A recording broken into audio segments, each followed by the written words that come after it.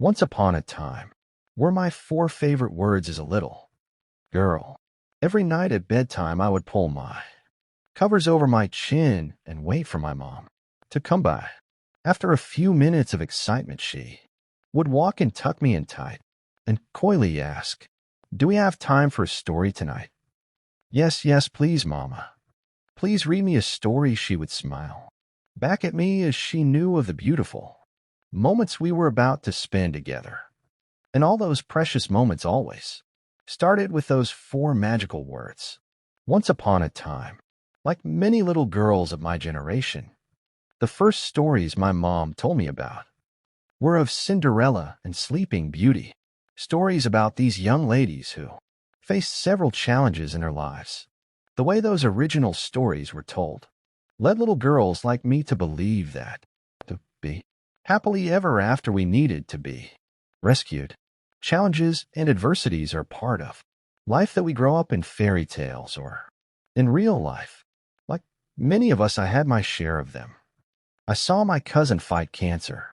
I struggled with the death of my father, and I had to roll up my sleeves after a car accident rendered me paraplegic, of course, like those hearings of my childhood. Stories I was called to overcome those obstacles, follow the yellow brick road back home to that sense we call normalcy. But somewhere along my journey to Emerald City or back home to my palace, I got stuck in the stories. I told myself stories about this pitiful, ugly little duckling who couldn't manage life on wheels. If those stories were based on facts of my life, the way I recounted them always was from the stance of a powerless victim, reinforcing how hopeless and helpless I had been feeling.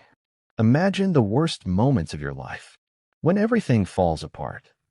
Now imagine someone telling you over and over again how horrible this is, how useless you are, how your whole life is now scrap.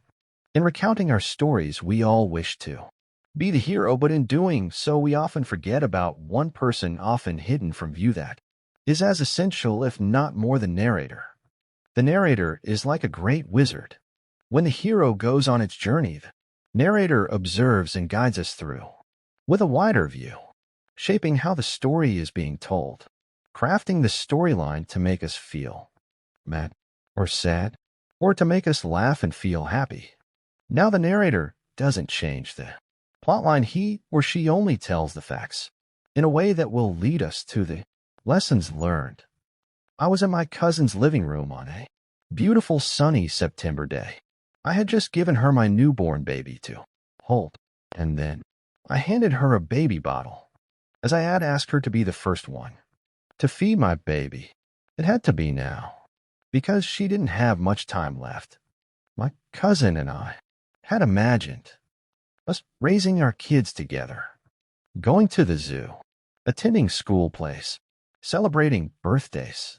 But we knew now that time was counted, and we never expected that time was going to be so short. That image of my baby boy in my cousin's arm is forever ingrained in my heart. This was the last time she held my baby boy. In my story, my cousin died of cancer, but my narrator tells about the 4 years she spent packing in all those beautiful memories with her children. And yes, in my story, my dad died before him, and I could mend our relationship. But in providing me with a different perspective, I was able to forgive and be forgiven.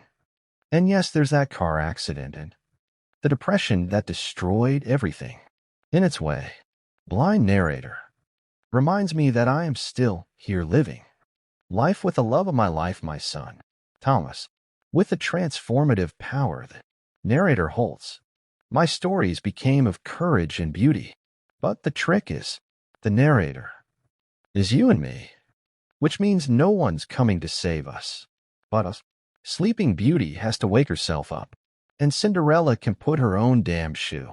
Then, doesn't have to be, as the narrator knows there is more to be said, and we all have the potential to tell those stories, gifting us with the ability to see our journey differently and even tease a sequel. Now go on.